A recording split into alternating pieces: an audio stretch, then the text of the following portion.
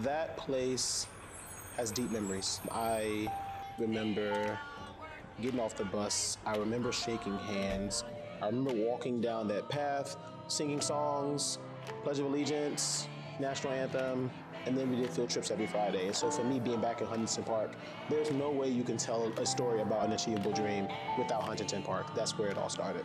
So yeah, it felt good. It brought back a lot of emotions, but it was good being back on the courts temporarily.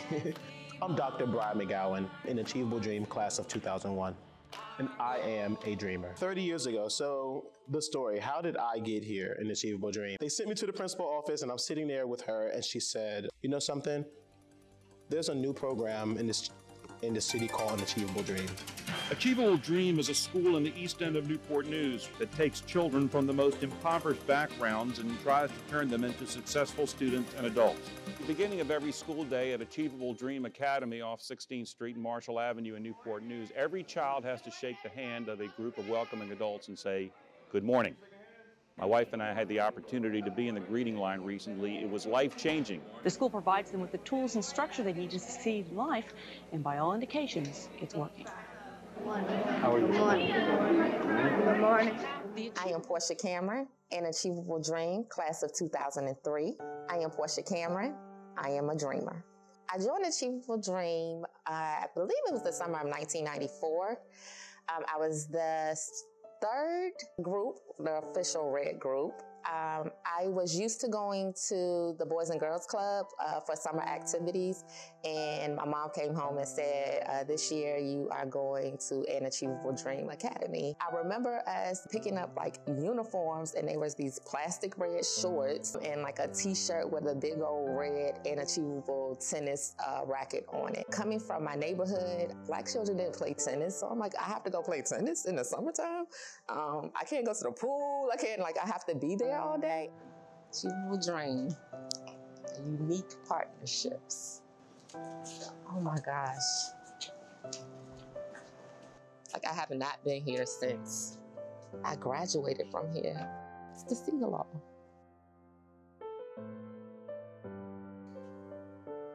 Oh my gosh. Red team, red. This wasn't ever Achievable Dream. We went directly upstairs, except for the gym. Oh my goodness, Miss Jessica actually lived in my neighborhood. I had just received my master's degree in school administration, and I was doing an internship. I was working with kids in the library. The secretary comes in and says, "Mr. Coleman, you've got a phone call." And I said, "Well, none of the parents know me. Do you know who it is? Is it a parent?" And she said, "No, it's someone by the name of Sigaloff." I said, "Well, I don't know who that is." 15 minutes later, she comes back and I'm still in the library reading with kids. And again, trying to do my best in my internship. She came back and said that Walter Sigaloff is on the phone. He wants to talk to you. I said, "I really don't know who he is. I'm not going to leave these kids. So just tell him I'll get back to him." The next call I got was from the assistant superintendent of Newport News Schools, who said, "Richard, Walter Sigaloff is trying to get in touch with you. You need to answer the phone." Sat down with my parents and, they said that, you've been selected to participate in this special program. And I was like, okay, I didn't know what to expect. And obviously, once it started and I learned about having to play tennis and all of those things, I'm like, what is this? It kind of blew up my world, so to speak. My mother raised 3 kids. She made less than $10,000 a year. That was my reality, and I was the youngest. And so I may not have had the nicest clothes or money to do things that my other peers could do, but I never questioned my family's commitment. I remember people on my street, "You're gonna be the one." I constantly heard that. "You're gonna be the one." I heard it from church leaders. I heard it from community leaders. We just grew as a little tribe. I'm still friends with my elementary school friends that started out as an after-school program in 3rd grade. So it really gave us the opportunity to build lasting relationships as well as with the staff. People believed in me, so it was an achievable dream, but it was also my immediate community. I was taking in what the dream was giving, I was like this sponge and I was soaking it all up. Had like plenty of opportunities to take on things that we would have been introduced to that we didn't get to during the school day. Like if I only had certain electives that I couldn't necessarily be a part of during the regular school hours, I was able to do in the after school programs. You know, I just remember starting to love it and looking forward to it each and every, you know, day. I like the attention that Achievable Dream provided, as well as the opportunities. I feel like we had a lot of one-on-one time. Our classrooms were fairly small. They were able to experience trips outside of just what the school had to offer, even into when there was that time they went to New York. Yeah, U.S. Open.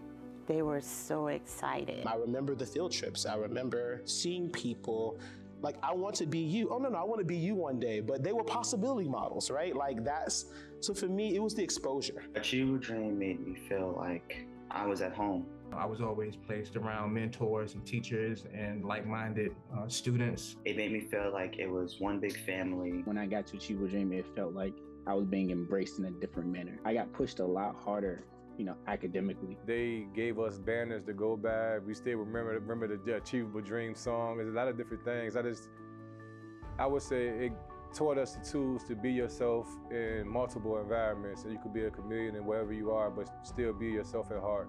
I'm thinking about the Achievable Dream song as corny at times when we were kids, but I remember words of that song. I embodied that. Achievable Dream always put in our minds that we could achieve anything that we wanted to, and that a college degree was the goal. I spent 14 years in the corporate world. I understood much of what we needed to do to prepare young people for the corporate world and for the workforce. It was a known fact that all of the kids, even in the early days, were going to go to college. I'm a first-generation college student. I just knew that I wanted to do something different, and so I knew college was a possibility. And the good news is, an Achievable Dream, like, they set you up for that. Mr. Siegaloff comes in and he gives like this grand speech in the auditorium and just lets us know like what the expectations were. You are dreamers. We expect you to finish school, go through school, and then he said, well, and we'll give you a scholarship to college. Even though we had so many things in our community that could adversely affect us, just knowing that we had people in our corner. Mr. Siegaloff would come for assembly. He would invite people like the governor at the time to come in and speak with us. And so we had all of these people that we knew were on our side in order for us to succeed. And so that's what an Achievable Dream became. It was more like hope.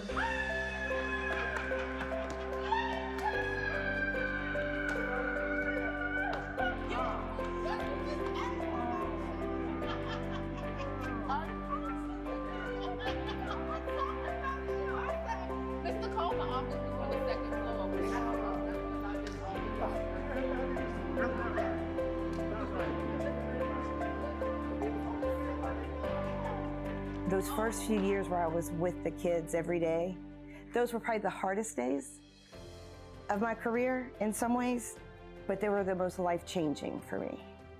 I thought I wanted to go into private practice, counseling, but you realize that you're part of something that's so much bigger than you, that you are working for someone that is bigger than life. Walter is way up there for me as far as individuals that I respect and admire.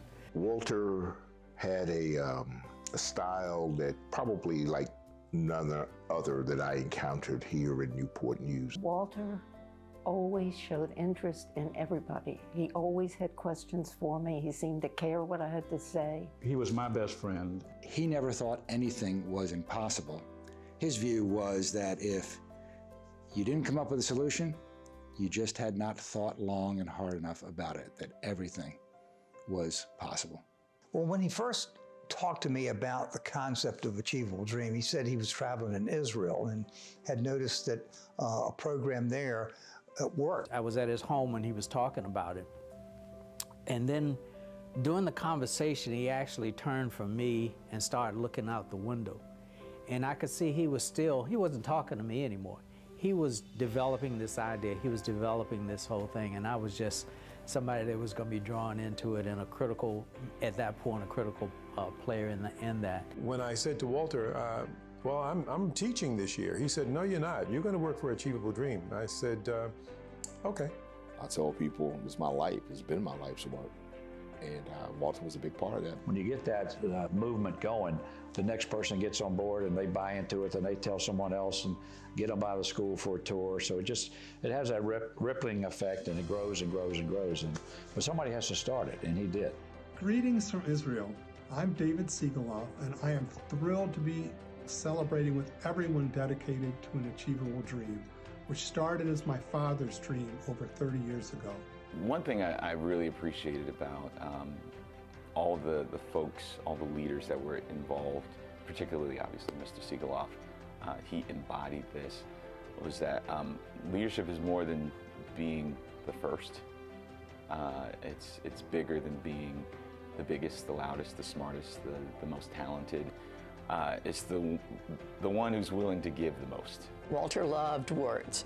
And if he read something in a book or in a newspaper and he loved it, he'd jot it down in his little black notebook.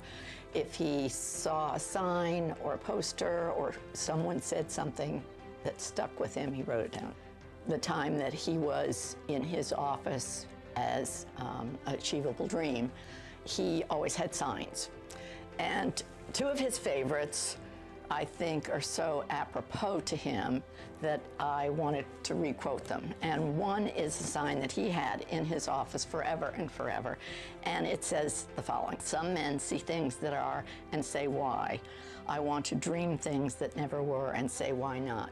And I think that's very appropriate to an achievable dream. He asked the simple question: how can we educate young people to achieve success in school and in life? I never questioned his commitment to us as students in the program. He would always say, character is as important as any of that stuff. You know, he always held true that building people, building young people is just as important. And that is just a testament, like I said, of 30 years of, you know, we're building people as well. Not just test scores, not just accreditation. All of that's going to come, but just building people. I don't think I ever wake up and he's not on my mind, or go to bed and he's not on my mind. He was the biggest, most important person in my life. I was always just so, I guess, shocked that we found each other, shocked that this incredibly beautiful man was in love with me and I was in love with him. So I don't have a problem keeping him alive.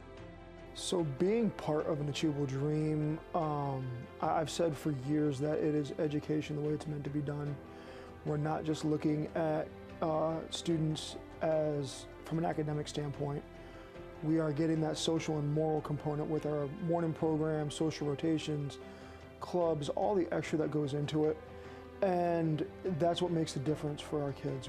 We're setting them up to be productive citizens. We've seen some incredible stories of alumni. There have been alumni who've gone on and got master's degrees, become social workers, become physicians, become naval officers in the nuclear navy. You know, Walter, being a business person, he had ideas about it, but he hadn't been in the classroom. People like Harvey Perkins and others from Newport News that could bring instructional strategies and a way of operating the instructional program, with the outcome that kids when they graduate from this program are going to be able to do, they're going to have opportunities in their lives to do great work and great things. That has been proven out, that the Achievable Dream has made that a possibility for kids, and it is so wonderful to see. She comes up and says, "Do you remember me?" Our parents carpooled us together, so we reconnected at a tennis ball. At the time, I had started working at the law firm, Patton, Warnham, Hatton & Diamonstein, and my mentor and dear friend, best of friends, former delegate Alan Diamonstein. Alan was very big on keeping Achievable Dream true to its root. He absolutely adored Lee, and as there was these transitions going on, Lee and I became much more intimately involved together in the work aspect as it related to projects going on. As we expanded, we always needed to remember where we came from, and that was the city of Newport News. And so we had to do the balance between expansion, but also remaining true. Absolutely.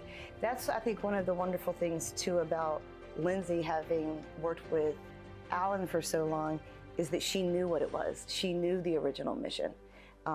She knew what that meant for an achievable dream to stay true. But where it really became a big ticket issue for me was when Walter Siegeloff approached our club, the Rotary Club of the Virginia Peninsula, and asked if he could use our annual fundraiser, which at that time was called the Bay Ball, as a fundraiser for the tennis ball. Richard Abbott was probably one of the first people that I ever met when I came to work at an Achievable Dream. He was another one like Walter and Alan. He was always going to be a part of the journey in making Newport News a better place. The Abbott family, I think, is a family that the whole city of Newport News can take pride in. If you just met Richard walking down the street, you would have never, ever been able to imagine the impact that he had on the community. It's the strong support of the community that I think makes this program unique. When you have the annual fundraiser, the tennis ball, you look and see everyone who is contributing to the community right there. There are very few people that want to miss the tennis ball. And it just shows the kind of support for a program that works, because you have people benefiting educationally. They do better, the community does better. Being part of an Achievable Dream means being a part of an organization that really makes a direct impact on students and their families in all the communities that we serve. You couldn't have a relationship with Walter without having a relationship with his program. I think educationally, you hear a lot about the whole child, and it seems like from early on he really understood that, to involve them in educational opportunities and then their families.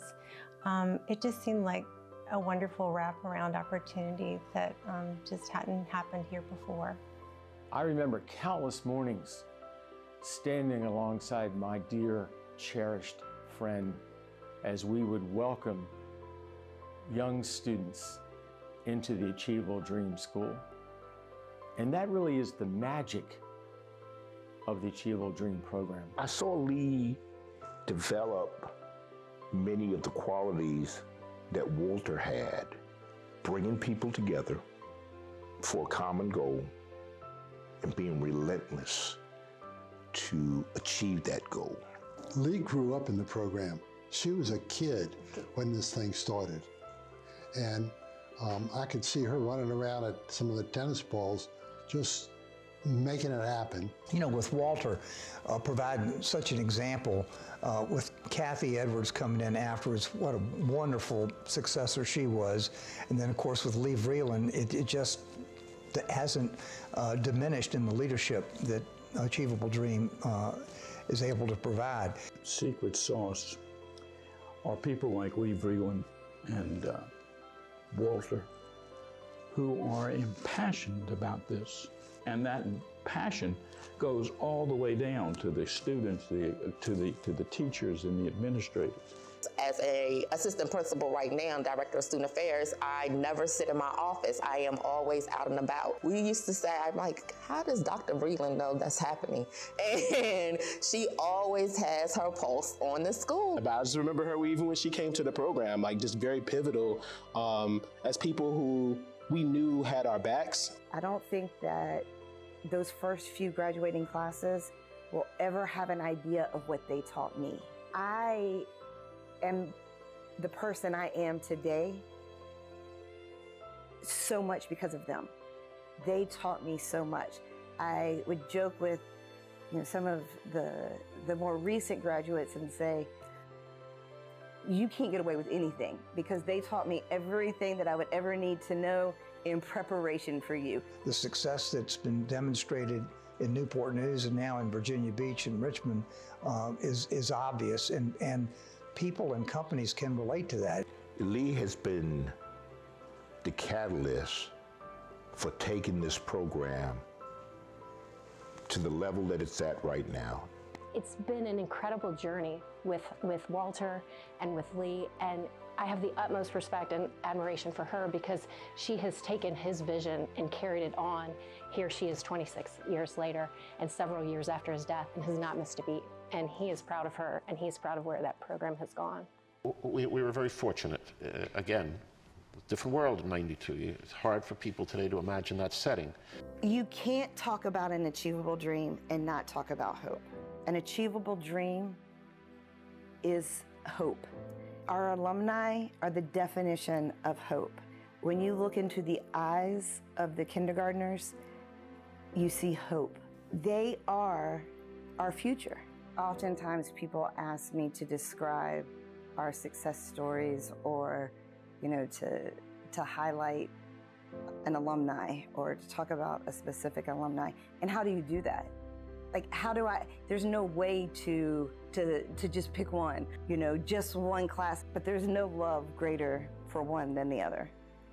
They are all so special to us in their unique and different ways. It's 1,000 success stories. It is 1,000 family members. It is 1,000 adults who are achieving their dreams. We are at our 30th anniversary. It's almost 26 years for me, but it's a very critical and pivotal time in education. Coming out of the pandemic has forever changed education as we know it. And I think that an Achievable Dream can be a strong player in that. It was really great to know that Kathy and Lee were there to carry this on, but I felt like I could most help in expanding it to other locations, and that's what I did, and very, very pleased to see how successful that's been. That's why I'm still involved today, because we need to bring it to more children. It's a great investment in the future. It gives you hope. It would be wonderful to be able to enlarge it, not just within our city. I'm not sure that anything like an Achievable Dream has had the longevity of 30 years and the data. I hope there are a lot more programs around the country because the success is undeniable. Yeah, more heroes. That's what we're looking for. We just need more heroes, and we need more people to believe in the dream. We've gone from, the Lower Peninsula to more of a regional influence, and I would think that Walter would be looking for how do we touch more? We've touched 1,000. How do we touch 10,000? How do we touch 100,000? The class sponsors, the class scholarship is the forefront of an Achievable Dream. Being a class sponsor is a great honor. Knowing the influence and impact that we can have on these young people, giving them another piece of the foundation for their future success. I take great pride in that association. It's important to maintain the success, to continue to have supporters willing to contribute toward that effort. Coming from someone who started off in the program, no one was giving out scholarships. I didn't know many people who went to college. I didn't know many people could afford to go to college. There were even times when I was in college and I'm like, Ms. Vreeland, I need help. What do you need? The what do you need question is a question that only can be answered by sponsor support. 3 decades ago, our late CEO, Charlie Banks, grasped the importance of Walter's simple yet profound vision. He imagined a level playing field, making the world better one child at a time. At Ferguson, we are committed to an Achievable Dream and the children and community they serve. By investing in an Achievable Dream, we're making an impact on our young citizens for many, many years to come. Together, we can continue to inspire hope for thousands of students at the Achievable Dream. Well, PRA Group is very proud to support an Achievable Dream because it creates equity in education and transforms schools in underserved communities.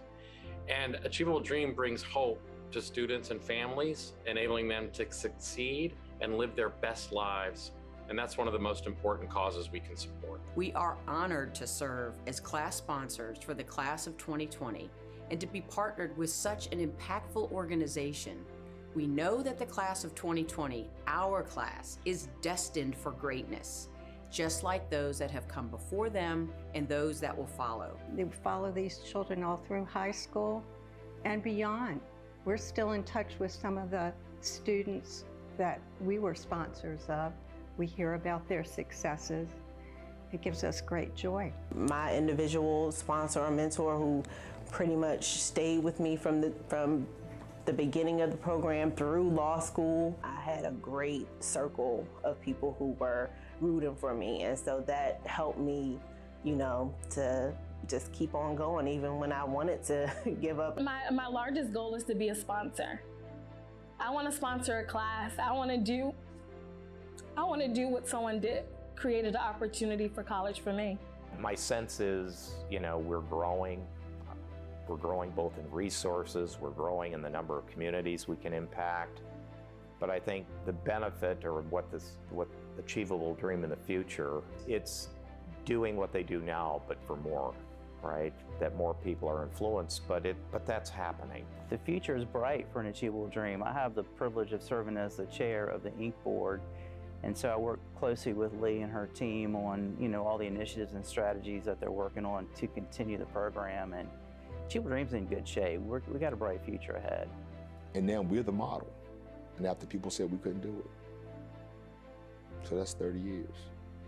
And we're still doing our thing. And we've expanded, which is great. One of the things I hope to do when I finally retire is volunteer or do something to come back to Achievable Dream, because it is truly, in my heart, in my soul, I think I gave the best of myself in my career to this place. We are continuing to make an impact on the lives of our students and the community, and just continuing to grow. Even if one person spreads the message of an Achievable Dream, that's one more person than the day before. And I hope that other dreamers will see the opportunity, or if they have, you know, the means, the funds, the resources, that they will pour back into a school, a people, a vision that poured into them. But I see Achievable Dream vision never dying, and I always see it growing. So as we continue to impact the lives of our students, that's definitely making a change in this world each and every day. I don't remember a time when Bill Downey wasn't a phone call away. You know, he is someone that when he says, call me if you need anything, call me if there's anything that I can do, or if Riverside can do anything for the students or families, he means it. And he's going to see it through to the complete end. You know, he will do anything to make this region, Newport News, the healthcare system, Riverside, a better place. I'm so impressed with the students year in and year out of all that they've accomplished, because what the students do is voluntary. But this particular class, the class of 2023, had to endure things that no other classes had to endure. And that's just incredible to me, that they stuck it out, that they are stronger and smarter and more successful because they did it. And I just am very, very honored to be a part of this class. And so getting to be able to be a class sponsor and doing it in cooperation with Riverside, which was one of the enablers of Walter and what he wanted to accomplish and what he has accomplished, is just, as Carol said, a thrill. He's retiring and he's transitioning this year. So to step up and to sponsor a class is truly a significant event. It caps his retirement, and it says something about his service to this community. I think his involvement in Achievable Dream over the years, it's reflective of his passion and commitment to the community. It's contagious with the people that are around Bill as well. So, you know, when you see how passionate he is about the Achievable Dream, we partnered with the Achievable Dream as an example to serve as a host facility to administer COVID vaccines to the community. And so while Riverside partners with Achievable Dream to support the kids, there's also a broader partnership to support the greater community as well. It's a tremendous organization. It makes a difference in the lives of the students each and every day. From a health system standpoint, it's something that we're very proud to support this year and going forward. Riverside will always be synonymous with Bill Downey. We have a huge amount of gratitude to pay Bill for everything that he has done, but also his love for an achievable dream. You know, he loves the dreamers. Being the class sponsor this year, it lights up his face. It gives a little twinkle in his eye, and it is definitely something that is full circle for him too. I was at Riverside, and Walter came to my boss at the time, Jerry Brink, and said, I have this great idea of, one, a way to keep the kids doing something during the summer, teaching them life skills, sportsmanship, work well together. He said, all Riverside needs to do is provide lunch for the kids each day. And so, you know, people see the Achievable Dream now and they think of the schools and all the many programs, but initially it was a summer tennis camp. The thing I always appreciated about what he did was he engaged the kids. And then he went and said, I need the business community to buy in. We've been involved with an Achievable Dream 30 years. I think we just got to the point where, you know, we thought it was time for us to provide that sponsorship. I really do see that it does take a village. It's not just going to school, checking the boxes, graduating, moving on. This is bigger than that. And I think that was part of Walter's dream. You know, Absolutely. He knew that education was important, but it was also the other things. Getting to meet different people at the start of the day, people who cared about them, wanted to know how they were doing. You know, going into the gym and reciting the different slogans as a reminder of how important each of them is as an individual. The futures ahead of them would be a big part of what we would hope they would see and know and believe that they have gotten from the time they've spent at an Achievable Dream. You can talk about it all day long, but until you walk through the halls, until you feel the vibe, until you see the students, you know, look you in the eye and say hello, and just the affirmation that's in every single classroom, you can't quite grasp it.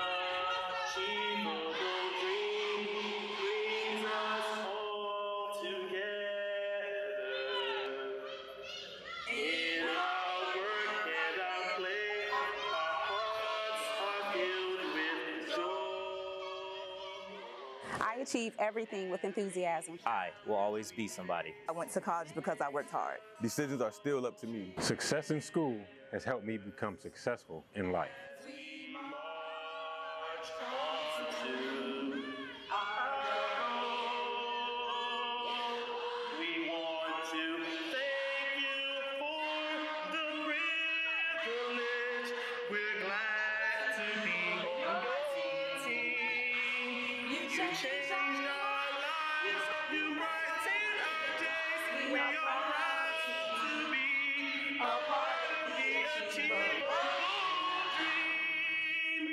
When Walter started the organization, you know, it was a summer program.